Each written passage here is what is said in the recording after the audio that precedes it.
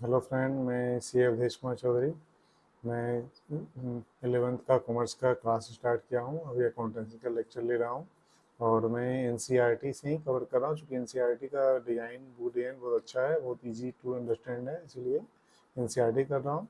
और आगे होगा तो कुछ प्राइवेट पब्लिकेशन भी कंसिडर करेंगे, जैसे टी एस ग्रेवाल है या मैक्रो हिल का कोई भी होगा तो उसका हम कोई भी एक ले सकते हैं प्राइवेट पब्लिकेशन का बुक। बट अभी फॉर द टाइम बिंग हम एनसीईआरटी कवर कर रहे हैं। तो चलिए देखते हैं, आज सेकंड चैप्टर स्टार्ट होगा। फर्स्ट का ऑलरेडी 2 लेक्चर हो गया है, फर्स्ट कंप्लीट हो चुका है थ्योरी, और सेकंड चैप्टर का थ्योरी है। ये जो बेसिक है, जो 10th के बाद 11th में जैसे आए हैं तो उनको काफ़ी इससे हेल्प मिलेगा अपने कॉन्सेप्ट को समझने में। तो आप ज़रूर देखिए। चलिए मैं देखता हूँ क्या क्या है इसमें सेकंड चैप्टर में।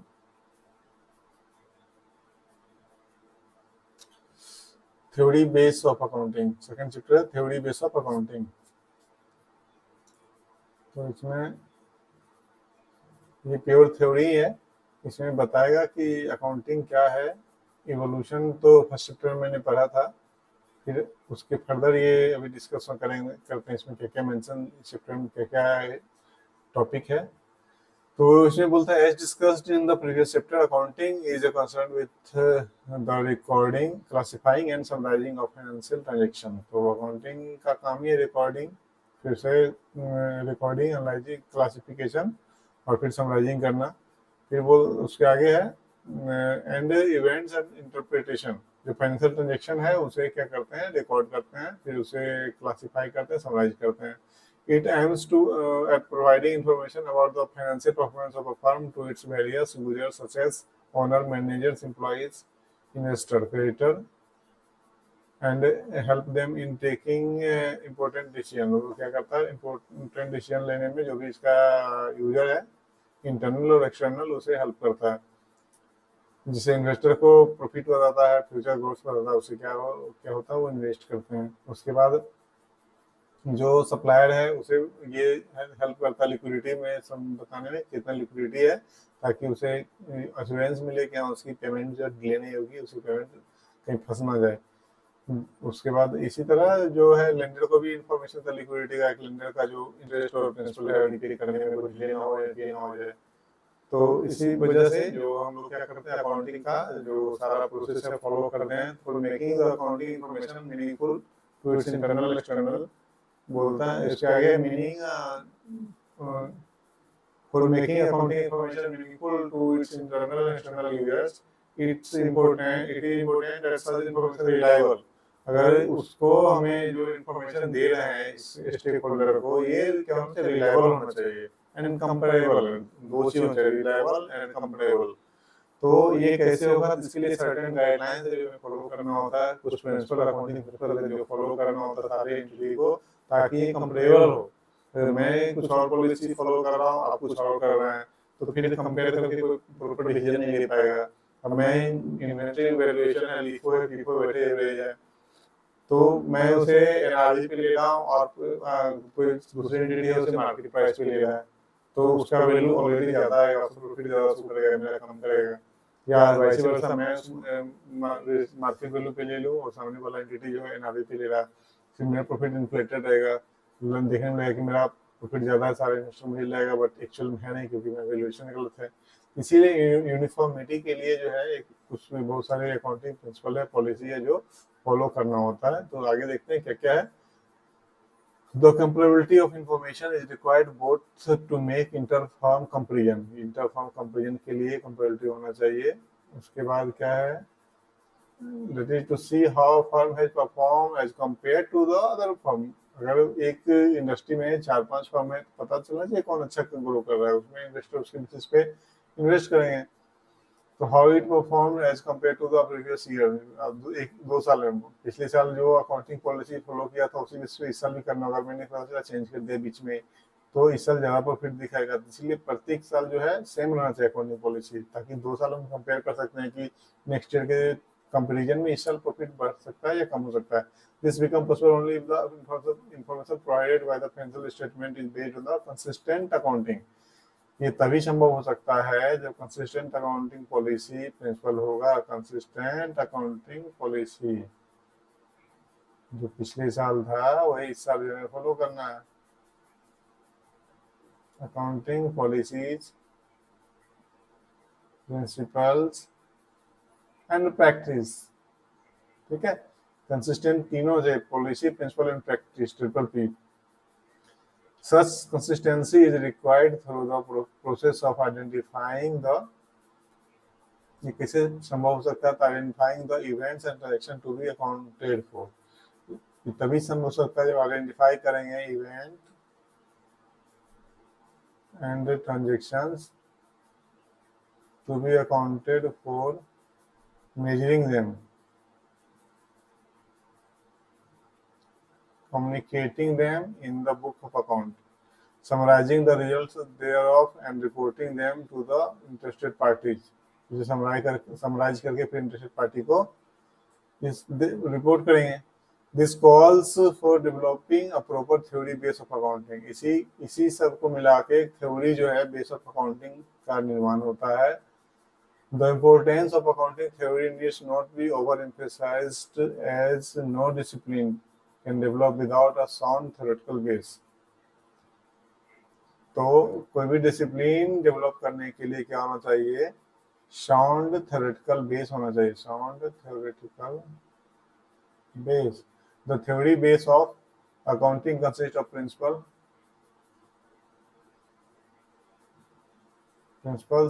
concepts, rules and regulations, rules and guidelines develop over a period of time। क्या क्या है देखते हैं फिर से। The importance of accounting theory needs not be overemphasized as no discipline can be developed without a sound theoretical base। बोलता है कि अगर आप कोई भी importance of accounting theory needs not be overemphasized as no discipline can be, discipline develop करने के लिए साउंड थ्योरेटिकल बेस होना चाहिए। The theory base of accounting consist of principle, concept, rules. इसका थ्योरी बेस में क्या क्या है, अकाउंटिंग थ्योरी बेस में क्या है, तो उसमें प्रिंसिपल है जो फॉलो करना है, कंसेप्ट है, रूल्स एंड गाइडलाइंस है, to develop over a period of time.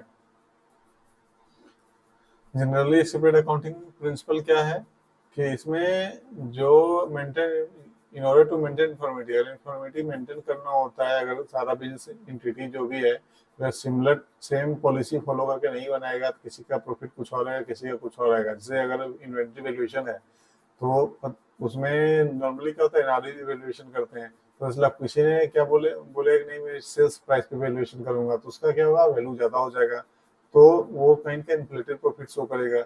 इसीलिए यूनिफॉर्मिटी के लिए डिसीजन नहीं ले पाएगा ना कि इसका सही है। इसीलिए क्या होता है कि हमें कंसिस्टेंसी फॉलो करना होता है। यूनिफॉर्मिटी के लिए अकाउंटिंग पॉलिसी फॉलो करना है जो सारे एंटिटी करते हैं, ताकि हम एक जो कॉमन पैरेलल जो है डिफरेंस ड्रॉ कर सकते हैं इवैल्यूएशन में। तो इसीलिए क्या है, अकाउंटिंग प्रिंसिपल इवॉल्व हुआ है। तो क्या है अकाउंटिंग प्रिंसिपल, सर्टेन रूल्स और principles have been evolved developed which are generally accepted by the accounting profession। These rules are called different names such as the principle, concept, convention, postulates, assumption and modifying principles। The term principles has been defined by ASCP। बोलता है principle क्या है, general law और rules adopted और professed as a guide to action. जो general law है और adopted जो अडॉप्ट किया जाता है और professed as a guide to action जो एक्शन को हमें गाइड करता है। एज सेटल ग्राउंड जो पहले से सेटल है, मतलब सब लोग यूज करते हैं, तो वो प्रिंसिपल है।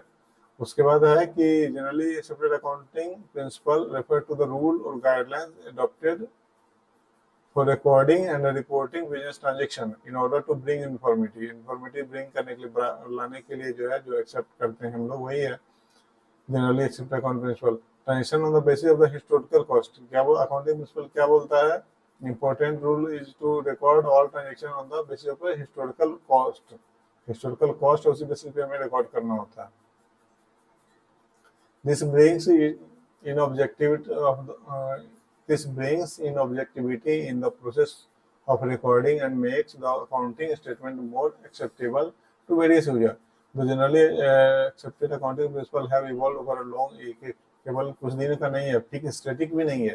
एक्चुअली क्या है कि ये अभी कुछ पॉलिसी है अडॉप्ट हो रहा, मतलब कुछ फ्रॉड हो गया, जैसे पुलिस स्मार्ट का हो गया था, या आपका कुछ दिन पहले, कुछ सालों पहले भारत पे का आया था, सुनील ग्रोवर का केस आया था, सुनील ग्रोवर पे आरोप लगा था। तो उस केस में क्या हुआ है, फिर जो अकाउंटिंग बॉडी जैसे आईसीआई है, तो क्या करेगा, कुछ नया नया एएस लाएगा, या रेगुलेटरी बॉडी या नया नया कुछ पॉलिसी लाएगा जो अडॉप्ट होगा, तो ये इवॉल्व होते रहता है। जो जनरली एक्सेप्टेड अकाउंटिंग प्रिंसिपल है, ये कोई स्टैटिक फिक्स नहीं है, ये क्या इवॉल्व होते रहता है, जिस समय के हिसाब से नए नए आते रहते हैं, और जब से आता है तो फिर सारे एंटिटी उसे कंसिस्टेंटली यूज करते रहते हैं। तो यही है, ये बेसिस क्या, पास्ट एक्सपीरियंस अभी जो हो रहा है, जो या पहले जो भी करप्शन कहीं भी कुछ हुआ था, फ्रॉड हुआ था, उसी बेसिस पे फिर नया कुछ आएगा, फिर आगे चलता है यूएज और कस्टम, जो कस्टम उसी बेसिस पे होता है। रेगुलेशंस बाय गवर्नमेंट एजेंसी, जैसे सेबी कुछ ला दिया, आरबीआई ला दिया। तो however the principles of accounting are not static in nature, ये स्टैटिक नेचर नहीं है। These are constantly influenced by change in the legal social economic environment, यानी ये कंसिस्टेंट नहीं है, और ये इन्फ्लुएंस्ड बाय चेंज होते रहता है। लीगल रिक्वायरमेंट है, कुछ गवर्नमेंट लिया है, जैसे ये लाया था, आईबीसी लाया था, तो उसकी वजह से बहुत सारा चेंज हुआ है। एमसीए को पावर दिया है, तो उसकी वजह से एमसीए कुछ से बना रहे हैं, जो आपका नाफरा नाफरा लाया था एमसीए के अंदर, तो नाफरा भी अकाउंटिंग स्टैंडर्ड कुछ बना रहा है, गाइडेंस ला रहा है। तो जो लीगल है, सोशल है, इकोनॉमिक एनवायरनमेंट है, उसको फिर रहता है प्रिंसिपल कांसेप्ट एंड कन्वेंशन। इसको कांसेप्ट एंड कन्वेंशन भी बोला जाता है। The term concept refers to the necessary assumption, जो आपका assumption पहले से उसके कांसेप्ट है, and idea which are fundamental in nature to fundamental accounting practices, and terms convention can connotes customs, और convention का मतलब क्या है, custom, convention क्या है, connotes customs or tradition। This guide to the preparation of accounting statement, guide to the preparation of accounting statements. In practice, the same rule or guidelines have been described by one author as a concept, by another as a postulate, and still by another as a convention. Basic accounting concept. Basic accounting concept क्या है, तो इसको detail में देखते हैं एक एक करके। बिजनेस एंटिटी कंसेप्ट क्या है, ये बहुत इंपॉर्टेंट है, क्योंकि मेन कंसेप्ट आपका यही है। ये क्लियर हो जाएगा तो आगे अकाउंट समझने में कोई दिक्कत नहीं होगा। फर्स्ट है आपका बिजनेस एंटिटी कंसेप्ट।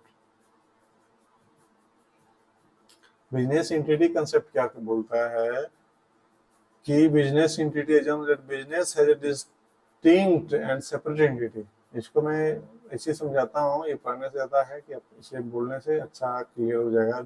बिजनेस का क्या है कि आइडेंटिटी है, वो डिफरेंट होता है, डिस्टिंक्ट होता है, अलग होता है उसके ओनर से, उसके शेयर होल्डर से। आप देखेंगे रिलायंस जो है, उसका आइडेंटिटी अंबानी परिवार से अलग है, देखने में लगता है उन्हीं का है, बट ऐसा नहीं है। दोनों बिजनेस एंटिटी सेपरेट होता है, और ओनर जो है वो अलग होते हैं। जो हम अकाउंटिंग करते हैं बिजनेस एंटिटी का करते हैं, ना कि ओनर का करते हैं। अगर ओनर ने पूंजी लगाया तो हमें कैपिटल का एंट्री करते हैं, वो बिजनेस की लायबिलिटी है, ओनर के लिए इन्वेस्टमेंट है, और बिजनेस की लायबिलिटी है, उसे पे करना है।